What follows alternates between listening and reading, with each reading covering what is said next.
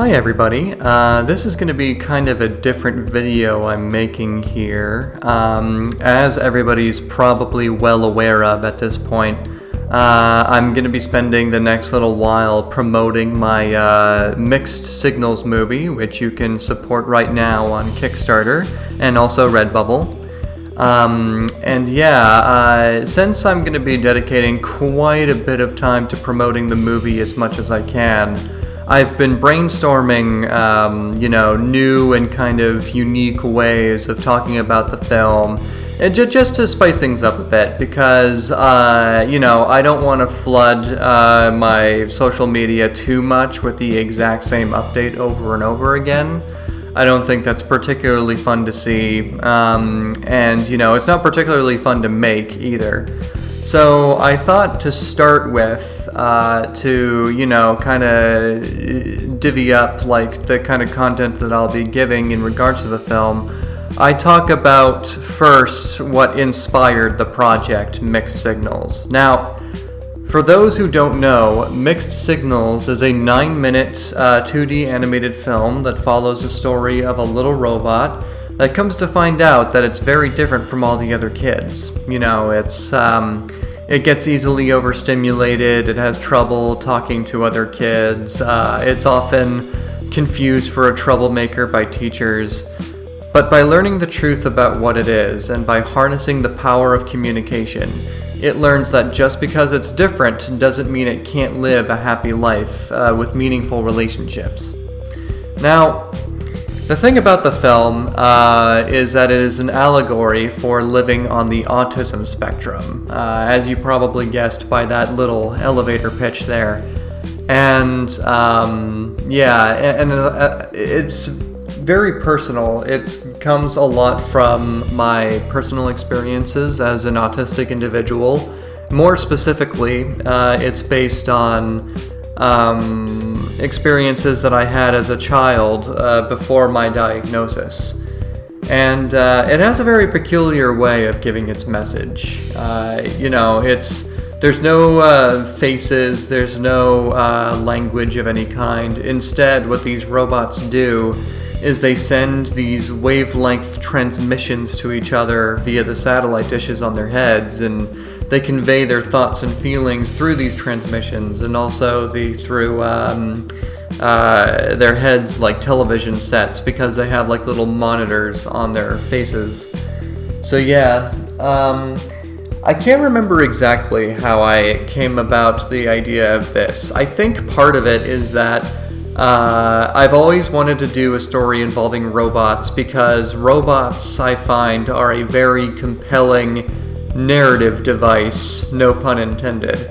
What's interesting about robots is that they're inherently challenging to the human condition, I think, because a nice, compelling, relatable robot character kind of challenges the notions of what makes a human human. Robots are so often associated with, not really being alive. They're just a collection of nuts and bolts set out for one single designed purpose. But what I find very compelling is when you take something with a very literally cold exterior and you kind of transform it into something that people not only understand a little better, but also like they love. They love a robot character in the same way that they would love another human being. And plenty of robot characters fit that description, like, WALL-E is the big one that comes to my mind, because, it's just adorable. And, how that plays into autism, for one thing, autistic individuals, what's frequently associated with them is they tend to be pejoratively called robots. In fact, I've experienced this myself. I've had people call me robots in the past just because of how I respond to things.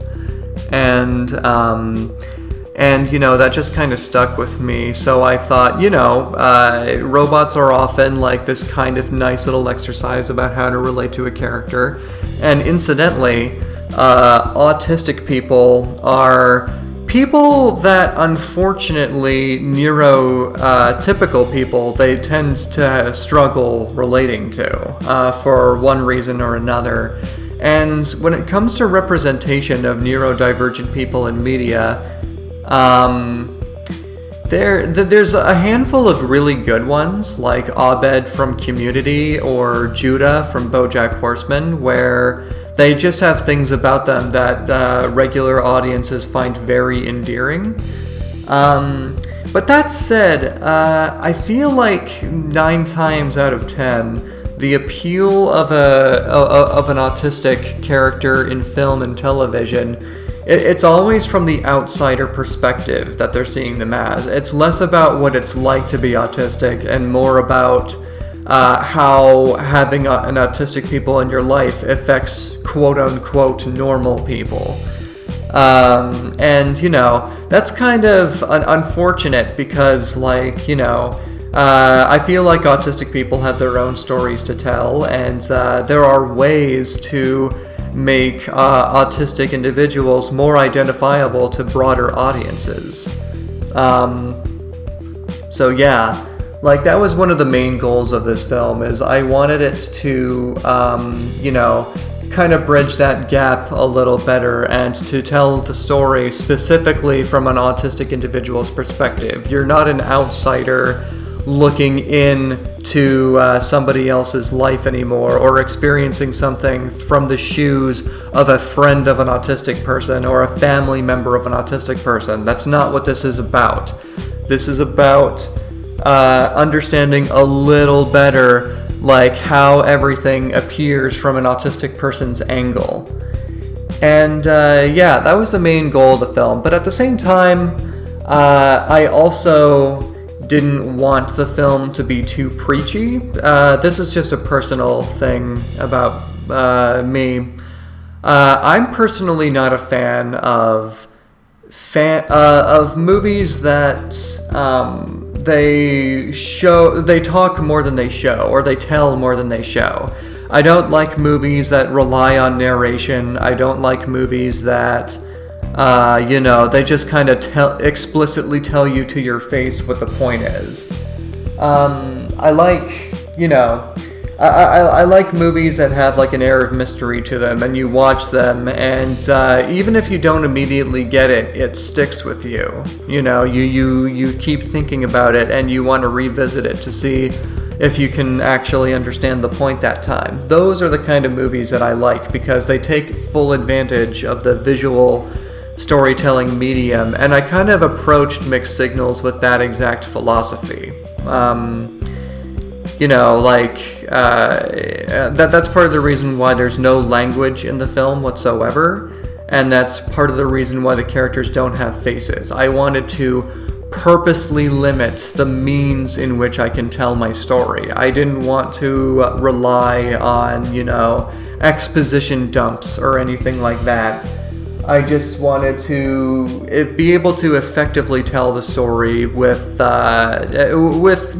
little visual cues and context clues and stuff like that. So, and hopefully those will be strong enough that people will watch it and they'll understand what's happening here.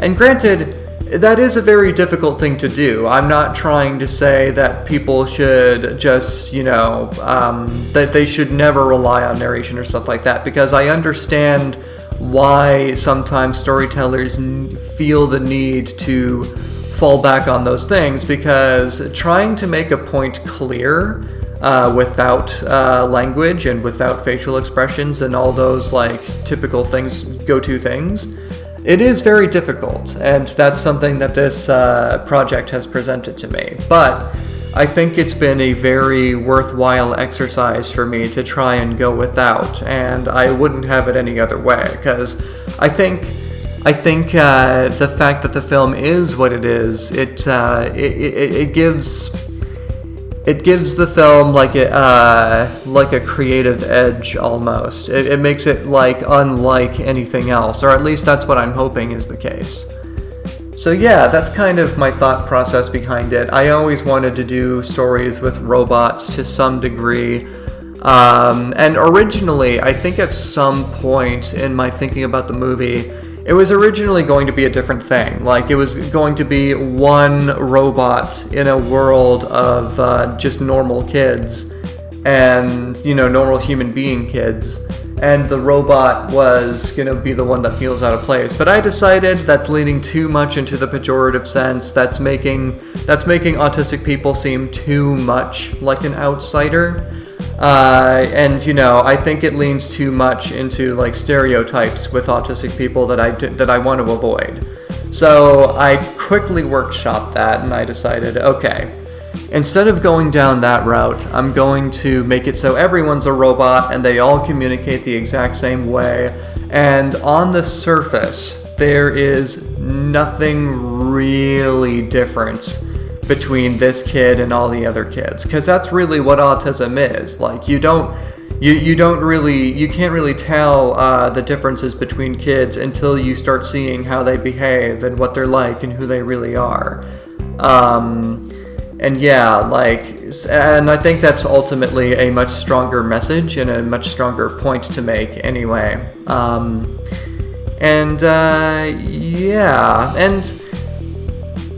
that's kind of basically it. And I also thought of like the satellite dish wavelength transmission thing, because I thought, if I'm going to be decisively limited with no language and, no facial expressions, because, by the way, that's another thing that is common with autistic people, the inability to read facial expressions.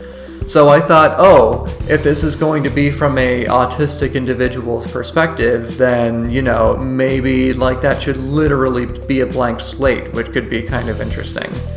So, I thought to myself, like, right, so if they don't have facial expressions and they don't have language of any kind, how the hell are they going to talk to each other?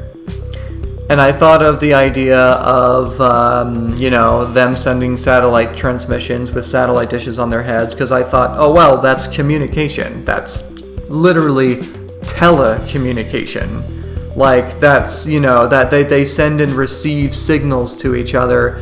And then I thought of the title Mixed Signals, which I know is typically associated with, it's typically associated with romantic implications. When you say mixed signals, you think, does he like me? Does he not like me? I don't really know. I know that it's typically associated with that, but I kind of transformed the title into having more of a meaning about, just having difficulties communicating with other people for basically any reason, and it's inherently because you're different.